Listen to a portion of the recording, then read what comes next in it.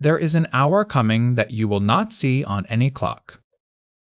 It is the last hour of your life. You don't know the date, but it has already been chosen. Tonight, while you are still breathing, let's walk through it together. Imagine it now. The light in the room has gone soft and low. You are lying down, not in pain, only tired. A deep, final kind of tired.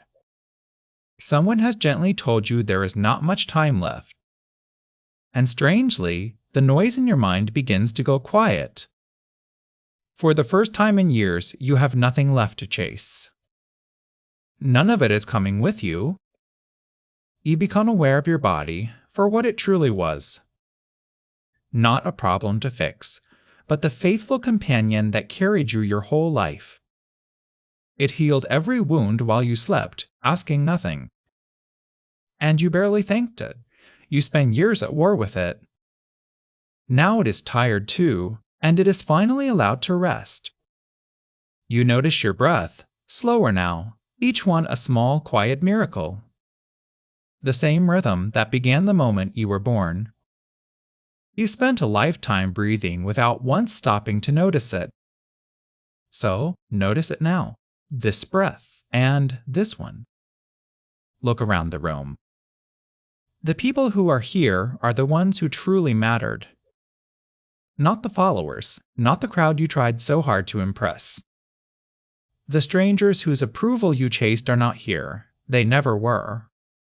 And you understand, far too late, a simple and painful thing. You spent so much of your one life performing for an audience that was never in the room. The only ones here are the ones who loved you when you were ordinary. And now you feel them, the words you never said. The "I love you" you assumed there would always be time for. The "I'm sorry" your pride would never let you speak. The phone calls you kept meaning to make. Tomorrow, always tomorrow. And tomorrow quietly ran out, the way it always, eventually does. Then your life begins to move behind your eyes. And it surprises you, because it is not what you expected. Not the achievements, not the money, not the titles. What stays is smaller and impossibly tender. A morning your child climbed into your bed, warm and laughing. The way someone you loved said your name when they were happy. Sunlight moving slowly across the floor on an ordinary afternoon. You were happy in those moments. You just never stopped long enough to feel it. The best days of your life were disguised as completely normal days. And you let hundreds of them pass without ever looking up.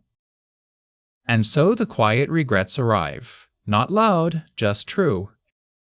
You do not regret the risks you took. You regret the ones you talked yourself out of. The dream you buried because you were terrified of what they might think. The people whose opinions ruled your life barely think of you at all. And the ones who would have loved you as you were, you kept at arm's length. The deepest regrets are never about what you did. They are about who you were too afraid to become. But here, in the last hour, an ancient wisdom finally makes sense. The Buddha taught that everything you cling to, you will one day lose. Not as a cruelty, as a law, as gentle as the turning of the seasons. Every meeting already holds its goodbye inside it. All your gripping only added fear to things that were beautiful on their own. You cannot keep the wave. You can only ride it fully while it lasts. The flower is not less beautiful because it fades. It is beautiful because it fades. And so are you. The Stoics had words for this very moment. Amor fati. The love of one's fate. All of it, even this ending. Not merely to accept your life, but to be grateful that it was yours. The losses carved a depth into you that ease never could have. Marcus Aurelius ruled an empire, yet reminded himself each morning that he would die. Not to despair, but so that he would finally, fully live that single day. You wasted so many days waiting for life to begin. It had already begun. It was always already happening. And the Taoists did not see death as an ending at all. They saw it as a returning. A wave that rose from the ocean, took a shape for a while, and now slips back home. You were never separate from the world. You were the world, briefly awake, and now you are simply returning to where you came from. There is nothing to fear in going home.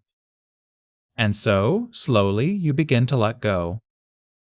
You release the grudges. They were never worth the weight you carried. You release the image of who you were supposed to be.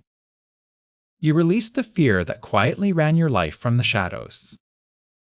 And underneath all of it, you find a vast, quiet peace. The self that existed before the noise ever started. You are not losing your life, you are setting it down. Softly, like something heavy you carried a very long way. And then, stillness, and it is the most peaceful thing you have ever known. But open your eyes. Because you are still here.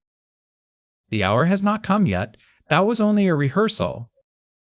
You have been given the one thing every dying person would trade everything for.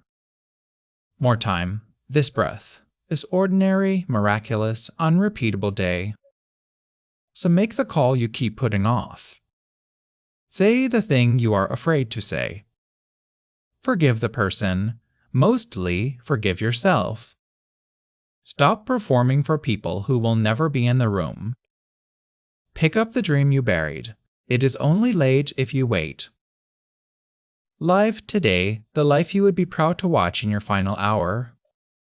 The clock is already moving.